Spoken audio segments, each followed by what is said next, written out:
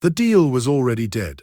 The air inside the hotel's grand conference hall was thick with the scent of polished wood, fresh ink, and bitter coffee left cooling on the long table. Men in pressed suits pushed back their chairs, their faces taut with disappointment or thinly veiled relief, depending on where their loyalties lay.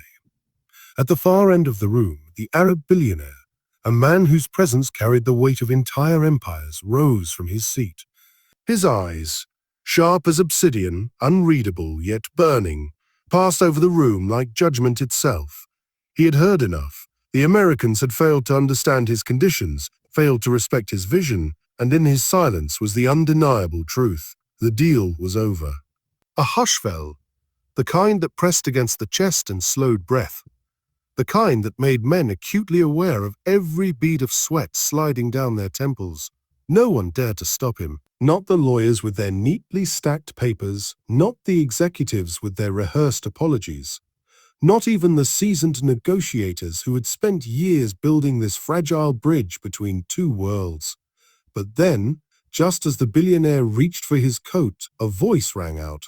It was soft at first, almost uncertain, yet the clarity of it sliced through the heavy silence, like glass breaking on marble.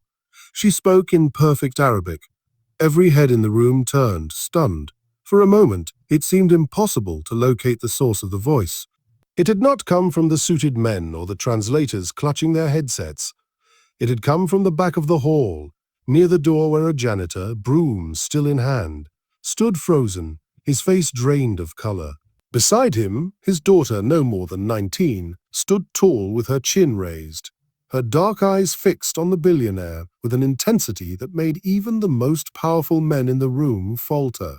Her words, though foreign to most ears in the hall, carried a melody of fluency, of heritage, of dignity not borrowed but deeply lived. She did not stumble, did not hesitate. She spoke with the grace of someone who had listened her entire life, even when no one had asked her to. The billionaire paused mid-step, his hand, which had reached for his coat, lowered slowly to his side. His expression did not soften, but something in his eyes shifted, a recognition, perhaps, or the faintest spark of curiosity. He tilted his head, regarding her not as an interruption, but as an enigma. The janitor, her father, looked as though the ground beneath him might swallow him whole. His uniform was stained, his shoes worn, his posture stooped from years of invisible labor. He had come early that morning to polish the floors, so they would gleam beneath the billion-dollar shoes of men who never once looked down. And now his daughter stood before them all, speaking in the very tongue that had just sealed their failure. To understand the weight of her words, one would need to know the path that had brought her there. Her father had once been a soldier.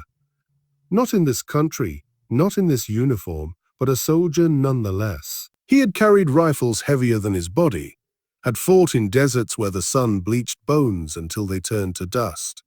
He had buried friends without markers, returned home to find promises broken, and fled across oceans with nothing but his dignity and a daughter cradled against his chest.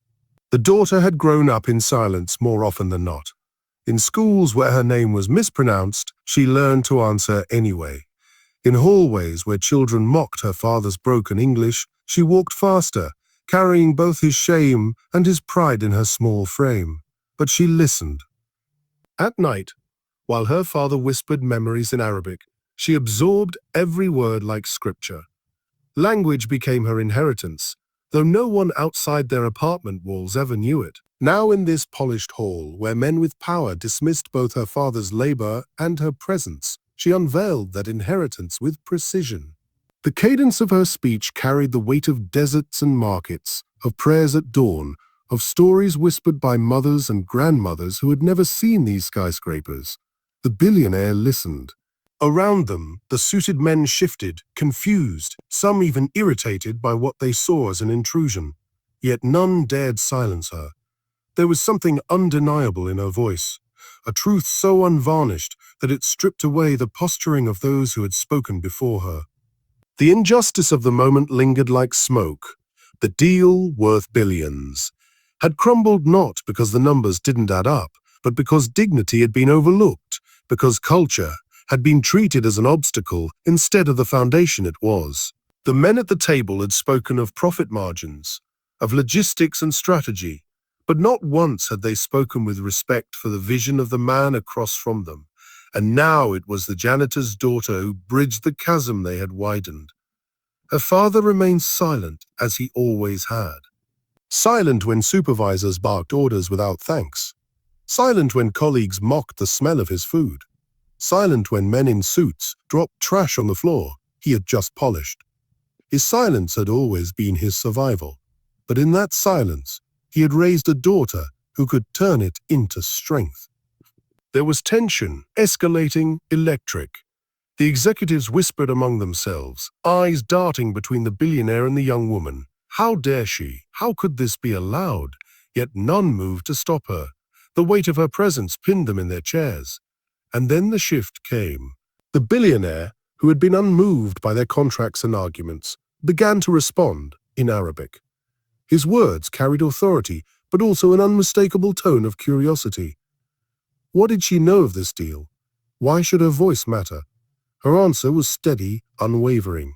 She spoke of vision, of respect, of the bridge between worlds that her father had quietly built through his labor, though no one had ever acknowledged it. She spoke not as a negotiator, not as a corporate strategist, but as someone who understood the deeper truth, that no deal could stand if built on disrespect. The silence in the room grew heavier, yet it was no longer suffocating. It was reverent. For the first time that day, the billionaire smiled, not wide, not soft, but real. He turned to the executives, his verdict clear. The deal was not over. It would be revisited, but on terms that honored dignity. The janitor lowered his gaze, tears burning at the edges of his eyes, though he would never let them fall here, not in this hall. He had never sought recognition, never asked for applause. But in this moment, he realized something profound. His silent sacrifices had not gone unnoticed. They had shaped a daughter whose voice could change the course of empires. In the days that followed, whispers of the moment spread. Some dismissed it as a fluke, others as a calculated ploy. But those who had been in the room knew the truth. They had witnessed a shift, not of markets, but of respect. And it was then that one phrase lingered, one truth that could not be silenced, that sometimes the most powerful voice is born not from privilege or wealth, but from the quiet dignity of those the world overlooks. When the story ended, the memory remained, not of the contracts signed, nor the billions exchanged, but of a young woman standing beside her father, speaking in a language no one expected, yet everyone felt.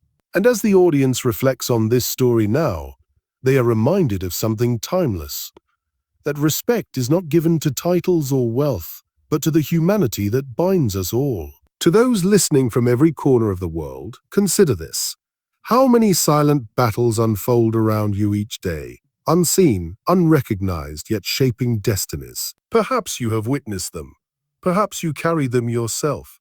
Share where you are listening from, share your thoughts on the story, and remember, there are heroes all around us, living in silence, until the day their truth is spoken.